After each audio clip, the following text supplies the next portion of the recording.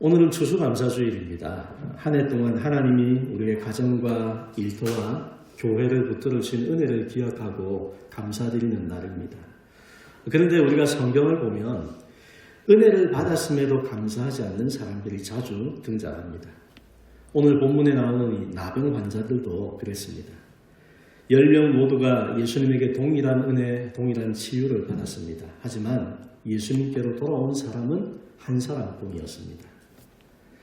우리 예수님은 은혜를 베푸는 분이시지만 동시에 감사하는 사람을 찾는 분이십니다. 내가 은혜를 주었고 그 은혜에 어떻게 반응하는가, 이것을 또한 주님은 소중하게 여기신다는 것입니다. 추수감사주일은 우리가 올 한 해를 살면서 받은 은혜가 얼마나 많았는지 돌아보는 날이기도 하고, 또한 그 은혜 앞에서 우리가 어떤 반응을 드릴 것인가, 우리 자신을 점검해 보는 날입니다. 나는 이렇게 감사했는데 그걸로 충분한 것이 아니고 하나님께서 우리에게 바라시는 감사가 어떤 것인가, 이것을 알고 주님께서 원하시는 감사로 나갈 수 있어야 한다는 겁니다. 여러분, 감사는 우리의 선택이죠. 감사하기도 하고 감사하지 못하기도 하고 우리의 선택입니다. 그런데 그 선택이 우리의 믿음을 갈라놓는다는 것을 알아야 합니다. 내가 감사할 때 감사함으로 우리의 믿음이 온전하게 되고, 감사하지 못함으로 우리의 믿음이 바르게 세워지지 못하는 그와 같은 일들을 우리가 선택하며 살아가고 있는 겁니다. 오늘 말씀을 통해서 우리가 어떤 감사를 드려야 하는지, 그리고 감사가 왜 믿음을 완성하는가 함께 살펴보겠습니다. 자, 감사로 완성되는 믿음, 첫 번째는 은혜는 입었지만 감사는 드문 그런 시대를 우리가 살아갑니다. 한번 읽어봅시다. 은혜는 입었지만 감사는 드물다. 자, 13절 말씀입니다. 소리를 높여 이르되 예수 선생님이여 우리를 불쌍히 여기소서 하거늘. 오늘 본문의 첫 부분인 11절 말씀을 보면 예수님이 예루살렘으로 가시는 길이다, 그렇게 말하고 있습니다. 예수님이 예루살렘으로 가시는 이유가 뭘까요? 예수님의 사역 마지막 때 예루살렘으로 가시는 이유는 세상의 구원을 위한 십자가를 지시기 위함입니다. 처음부터 예수님은 이 일을 위해 세상에 오셨고, 세상에 비참한 상태에 빠져있는 인생들에게 절망 가운데 있는 이 세상 가운데 구원의 은혜를 베풀기 위해서 오신 분이 바로 예수님이십니다. 그래서 긍휼한 마음이 풍성하시고 도움을 구하는 자들을 외면하지 않으시는 그런 주님의 모습을 우리가 말씀 속에서 많이 보는데, 오늘 이렇게 길을 가시는 중에 10명의 나병 환자를 만나셨다 말씀합니다. 여러분, 그 당시에 이 나병에 걸린다는 것은 절망 그 자체였습니다. 율법적으로 부정하다고 여겨지는 이 질병이었기 때문에 그들의 가족과 함께 있을 수 없고 공동체에서 함께 살 수가 없었습니다. 무조건 격리가 됩니다. 우리가 코로나 질병을 겪으면서 격리되는 상황들을 여러분 경험해 보셨잖아요. 그런데 그 격리는 어떻습니까? 집 안에 따로 이제 공간을 만들든지 동네 안에 그냥 우리 집 안에서 출입을 삼가하고 있든지, 이게 격리였었죠. 그런데 이 당시에 격리는 그것이 아니고 공동체에서 완전히 뚝 떨어지는 겁니다. 마을 안에 살 수가 없습니다. 그래서 이 나병이 걸린 사람들끼리 밖에 따로 한적한 곳에 무리를 지어서 지내는, 이게 그 당시의 상황이었습니다. 성전에는 결코 나갈 수 없는 것이고 사람들에게 다가갈 수도 없는 정말로 고통스러운 삶이었다 말할 수 있습니다. 이러한 이들이 바랄 수 있는 것은 오직 한 가지, 긍휼함 뿐이었습니다. 우리 좀 긍휼히 여겨주시기를, 그것밖에는 바랄 수 있는 게 없었는데, 이 10명의 나병 환자가 멀리서 소리를 높여서 외칩니다. 예수 선생님이여 우리를 불쌍히 여기소서. 보통 선생님은 누굴 보고 부르는 호칭입니까? 가르치는 사람에게 말을 하죠. 하지만 여기서 이 나병 환자들이 예수님을 선생님이라고 부르는 것은 가르치는 선생으로서 부르는 게 아닙니다. 자기들의 병을 고칠 수 있는 그런 권위를 가지신 분으로 이렇게 지금 생각하고 선생님이라고 부르고 있습니다. 왜냐하면 병자들을 고치시는 예수님에 관한 소문을 그들도 들었고, 그래서 언젠가 우리도 예수님을 만났으면 정말 좋겠다 이렇게 기다리며 살았을 겁니다. 하지만 정작 예수님을 만난 이 순간에 율법에 정한 그 규칙 때문에 가까이는 가지 못하고 그냥 멀리서 소리만 치고 있는 겁니다. 자, 14절을 보면 예수님이 말씀하십니다. 한번 읽어봅시다. 보시고 이르시되 가서 제사장들에게 너희 몸을 보이라 하셨더니 그들이 가다가 깨끗함을 받은지라. 자, 예수님이 이 나병 환자들, 10명의 나병 환자들을 보고 가서 제사장들에게 너희 몸을 보이라 말씀하셨습니다. 그들이 각각에 속한 그런 어떤 지역이 다를 수 있기 때문에 제사장들에게 이렇게 이야기를 한 겁니다. 자, 제사장들에게 보이는 이유는 내 몸이 깨끗해졌다는 것을 확인받는 겁니다. 예수님이 성경의 다른 곳에서는 직접 손을 대어서 낫게 하신 적도 있는데 지금 여기서는 말씀만 하셨습니다. 그리고 지금 이 나병 환자들은 아직 자기의 몸이 나아진 어떤 흔적들을 본 것은 없습니다. 하지만 예수님의 말씀을 믿고 길을 떠난 겁니다. 이미 나은 것처럼 믿고 제사장에게 몸을 보여야지 그러면서 지금 가고 있는 겁니다. 여러분, 이 믿음이죠. 자기의 병이 나을 줄 믿은 겁니다. 그리고 믿음으로 순종하며 가던 도중에서 그들의 나병이 깨끗해지는 기적을 체험하게 됐습니다. 이 믿음도 여러분 귀한 의미가 있는 믿음입니다. 하나님 앞에서 내 병이 나을 줄로, 하나님이 고쳐주실 줄로 믿고 바라보았더니 그 믿음대로 병을 낫는 기적을 체험했습니다. 10명 모두가 은혜를 받은 겁니다. 그런데 여러분, 은혜를 받았다고 해서 모두가 감사하는 것은 아닙니다. 오늘 말씀 속에 보면 이 10명 중에 9명은 자기 길로 가버렸습니다. 병이 나은 것을 기뻐하며 달려가 버린 거죠. 한 사람만 예수님께 돌아왔습니다. 여기서 우리가 생각할 수 있는 것은 하나님의 은혜는 참으로 크고 넓은데 사람들의 감사는 너무나 좁다는 겁니다. 하나님의 은혜는 넓게 흘러가는데 감사는 깊은 사람에게만 보이는 겁니다. 몇 사람만, 소수만 감사를 한다는 것이죠. 고린도전서 4장 7절 말씀을 한번 같이 읽어보겠습니다. 누가 너를 남달리 구별하였느냐? 내게 있는 것 중에 받지 아니한 것이 무엇이냐? 내가 받았은즉 어찌하여 받지 아니한 것 같이 자랑하느냐? 고린도 교회 사람들은 자기 자랑에 열심인 사람들이었습니다. 신앙인들도 마찬가지로 자기의 어떤 신앙에 자기의 어떤 특별함을 과시하기 위해서 그렇게 애를 쓰는 모습들이 많았습니다. 그런 그들에게 권면의 말씀을 준 것인데 내게 있는 것 중에 받지 아니한 것이 무엇이냐 말씀하고 있죠. 우리가 우리에게 어떤 자랑할 것이 있다고 생각된다면 여러분 자신의 어떤 믿음 생활이나 삶에 대해서 아니면 가정에 대해서 자녀에 대해서 우리 교회에 대해서 무엇이든 우리가 자랑할 것이 있다고 생각된다면 먼저 돌아봐야 될 것은 여기에 있습니다. 내게 있는 것 중에 받지 아니한 것이 무엇이냐. 하나님이 주시지 않으면 우리가 받는 것은 아무것도 없는 겁니다. 그러나 사람들은 내가 한 건데 왜 굳이 하나님 앞에 이렇게 생각하는 이들이 많죠.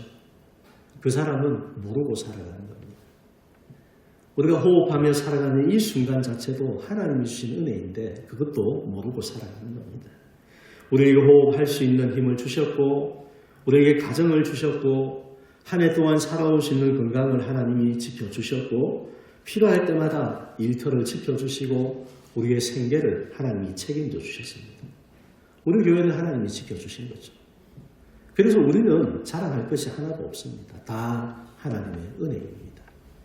이렇게 감사할 수 있는 것, 그것이 우리에게 필요한 것인데 그러나 하나님께 진심으로 돌아와서 감사드리는 사람은 많지 않다.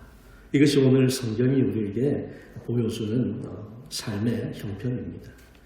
그러므로 여러분, 우리의 마음을 한번 돌아볼 수 있기를 바랍니다. 지나온 한 해를 돌아보며 여러분 정말로 하나님 앞에 감사하십니까? 네, 정말로 감사하는 성도가 되시기를 바랍니다. 하나님 앞에서. 네. 추수감사절은 하나님 오늘도 별 탈 없이 잘 지내서 감사합니다. 그렇게 말하는 날이 아닙니다. 우리가 감사하신 하나님 앞에 감사하기 위해서 진짜로 돌아오는 날이 추수감사주일이 되어야 합니다. 그동안에 감사하지 못했던 것, 진정한 감사를 주님 앞에 드리기 위해 오는 것입니다. 하나님이 내게 주신 모든 은혜를 생각하면서 진정한 감사로 하나님께 나아가는 성도가 되시기를 간절히 축원합니다. 자, 감사로 완성되는 믿음 두 번째는 감사는 하나님께로 돌아오는 발걸음입니다. 한번 읽어봅시다. 감사는 하나님께 돌아오는 발걸음이다. 15절 말씀입니다. 그 중에 한 사람이 자기가 낳은 것을 보고 큰 소리로 하나님께 영광을 돌리며 돌아와. 보통 사람들이 감사하면 내가 느끼는 어떤 감정으로 생각할 때가 많습니다. 그래서 나는 내 마음에 진짜 나는 감사하고 있다. 그렇게 이제 이야기를 하는 경우들이 있는데 감사는 내 마음속에 기쁨으로 느끼는 감정이 아닙니다.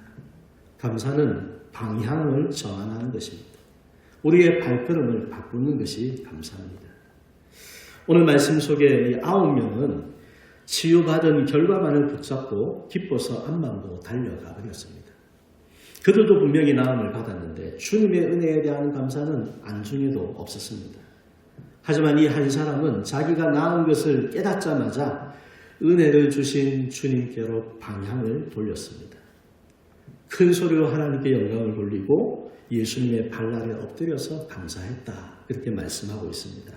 자, 우리 16절을 한번 보겠습니다. 예수의 발날에 엎드려 감사하니 그는 사마리아 사람이라. 여기 엎드려라는 표현이 나와 있는데 이 말을 헬라어 원어대로 직역을 해보면 얼굴을 떨어뜨렸다 이런 뜻입니다. 얼굴을 어디에 떨어뜨릴까요?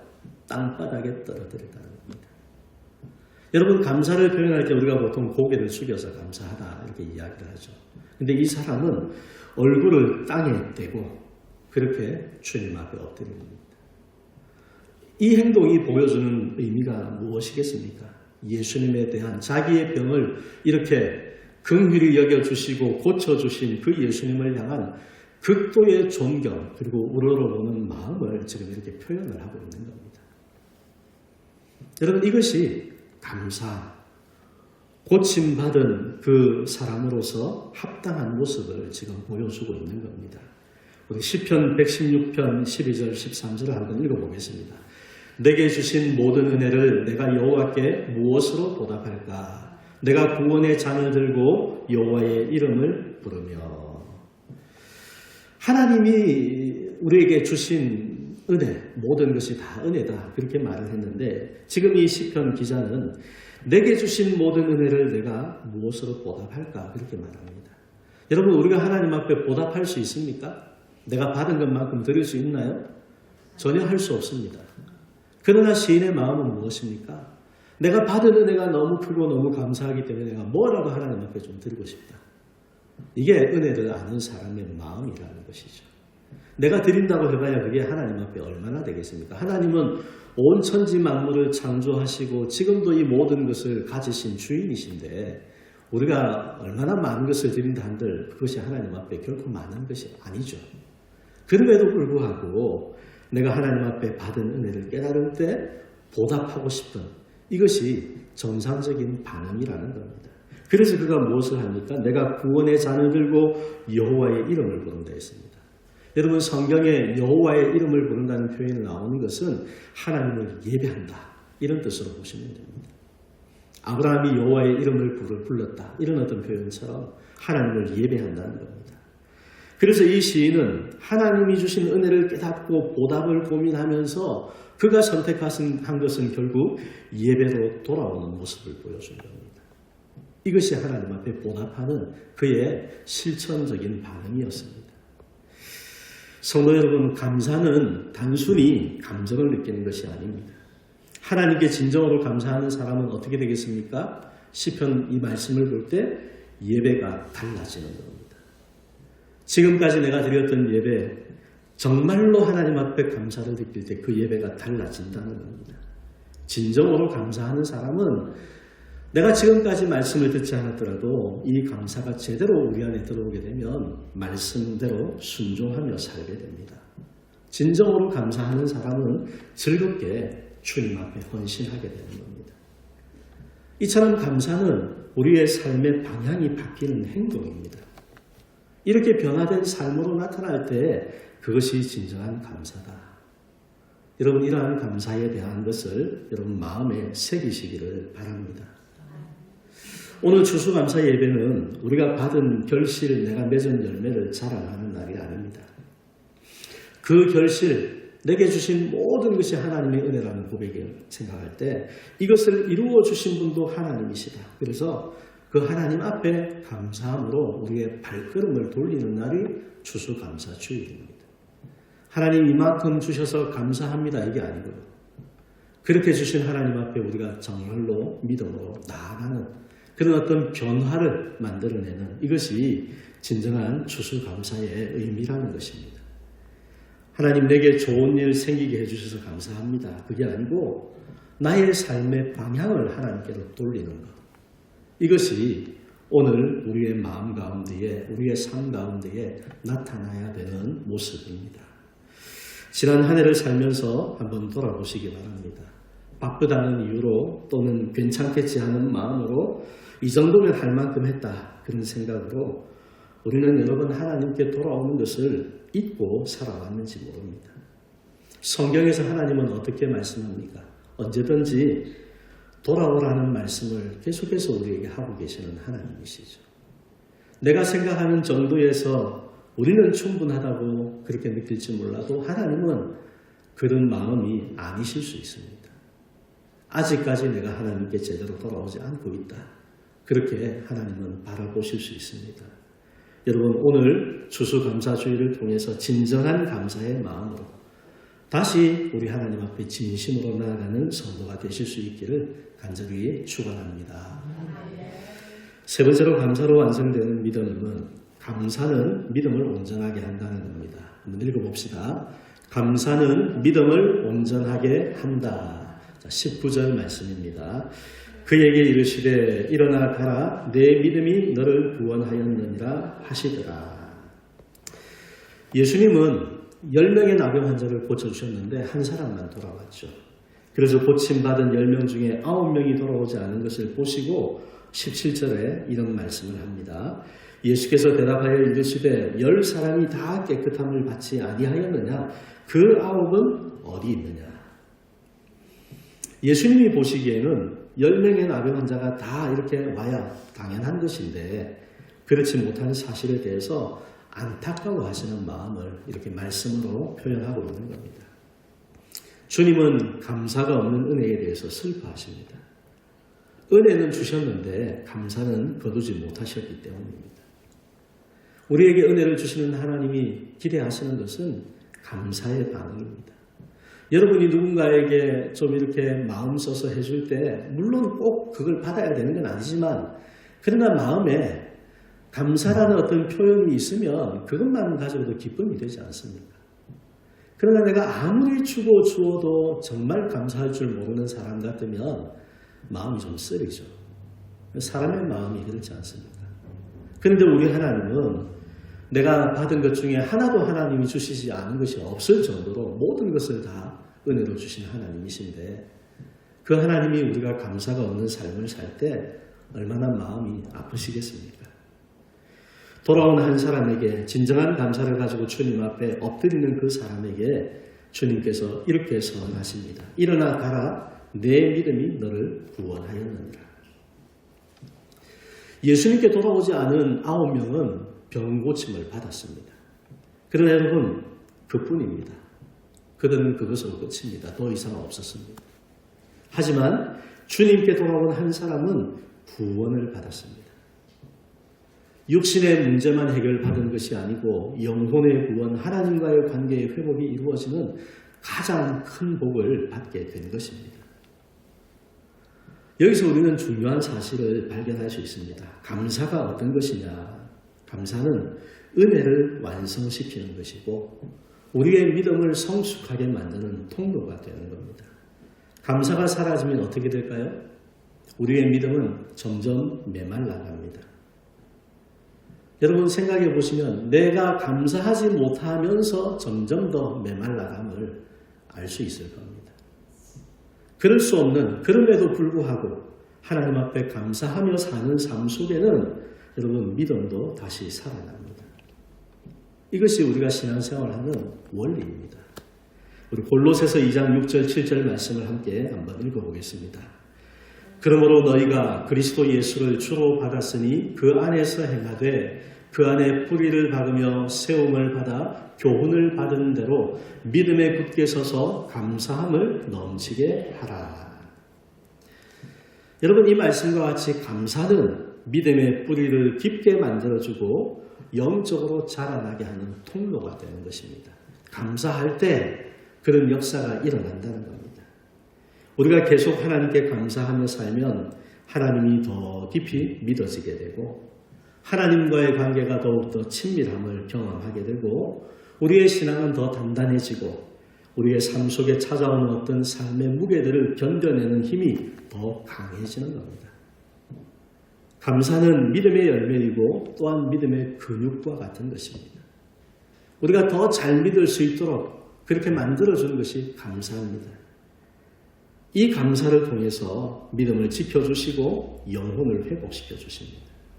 그래서 말씀이 보여주는 것은 감사하고 감사함으로 우리의 믿음이 더욱 온전하게 된다는 겁니다. 말씀 속에 뭐라고 있습니까? 믿음에 굳게 서서 감사함을 넘치게 하라. 명령으로 하는 말 아닙니까? 너희가 믿음으로 살기를 정말 원한다면, 정말로 주님을 믿는다면 그 믿음에 굳게 서서 삶 속에 감사 넘치게 해라. 그 감사를 넘치게 하며 살아갈 때 우리의 삶에 그 믿음이 더 풍성해지는 것을 경험하게 되고 하나님이 주시는 은혜를 더욱더 깊이 깨닫게 되고 그래서 더욱 감사하는 삶을 살게 될 것이다. 이것이 성경이 우리에게 보여주시는 가르침입니다. 사랑하는 성도 여러분, 감사는 성숙한 믿음을 가진 증거입니다. 여러분의 믿음이 자란 만큼 감사할 수 있는 겁니다. 이 말씀을 생각하면서 힘써 감사하는 성도가 되시기를 바랍니다. 하나님께 늘 감사하며 사십시오. 네. 우리 찬양 있죠? 그리 아니하실지라도 감사해요 고백할 수 있는 그런 믿음으로 살아가는 겁니다. 그리고 우리 서로를 향해서 감사를 나누며 사는 성도가 되시기를 바랍니다. 때로 여러분 감사하지 못할 상황이 보일 때도 있겠죠. 사람이다 보니까. 우리 자신도 그렇지 않습니까? 내가 꼭 감사를 받을 만한 일만 하며 사는 사람은 아니잖아요. 우리가 완전한 그런 존재는 아니잖아요. 여러분 가족에게도 원망을 들을 만한 일을 할 때가 있을 거고, 그죠? 교우 간에도 그렇게 좀 부족하게 내가 행동할 때가, 말할 때가 있을 겁니다. 그러나 여러분, 우리가 서로가 감사하는 삶을 살아간다면 때로 우리의 부족함이 나타나고 연약함이 나타난다 해도 그 감사가 다 덮어줄 수 있는 겁니다. 그래서 서로가 서로를 덮어주는 겁니다. 네, 나만 덮어주는 게 아니죠. 나도 우리 성도들을 통해서 나도 나의 허물을 덮어주는 은혜를 입으면서 서로가 그 은혜 가운데 살아가는 공동체, 이것이 성숙한 믿음의 공동체이지 않습니까? 그러한 감사가 우리의 삶 속에 풍성해질 수 있어야 한다는 겁니다. 오늘 예배하는 우리 모두가 저도 주님 앞에 왔습니다. 돌아온 한 사람처럼. 그리고 나도 주님 앞에 다시 엎드립니다. 주님만 바라보며 살겠습니다. 이런 고백으로 함께 감사의 자리에 서실 수 있는 우리 성도들 다 되시기를 축원합니다. 말씀을 정리합니다. 주님께서 우리에게도 물으십니다. 그 9은 어디에 있느냐? 여러분, 그 부르심 앞에서 멀리 있어서 듣지 못하는 자리에 가 있는 사람이 아니라 제가 여기 있습니다. 주님 앞에 대답할 수 있는 그런 성도가 되시기를 바랍니다. 우리가 올 한 해를 살면서 받은 은혜가 아무리 많아도 감사로 하나님께 돌아가지 않으면 그 은혜는 완성되지 않는 겁니다. 하지만 감사의 마음으로 주님 발 아래 엎드릴 때 주님께서 우리에게 똑같이 말씀해 주실 겁니다. 일어나 가라. 내 믿음이 너를 구원하였느니라. 온전한 믿음을 인정해 주실 겁니다. 오늘 우리가 함께 감사를 돌아보며 또 감사하는 그런 날로 살아가기를 다짐하는데 이 시간 드리는 이 감사가 단지 올 한 해의 결산으로 끝나는 것이 아니기를 바랍니다. 이 감사를 통해서 앞으로 우리가 살아가는 그 믿음을 더욱 성숙하고 아름답게 온전하게 새로운 단계로 이끌어가는 새 출발이 되는 감사가 되시기를 주님의 이름으로 간절히 축복합니다. 아멘.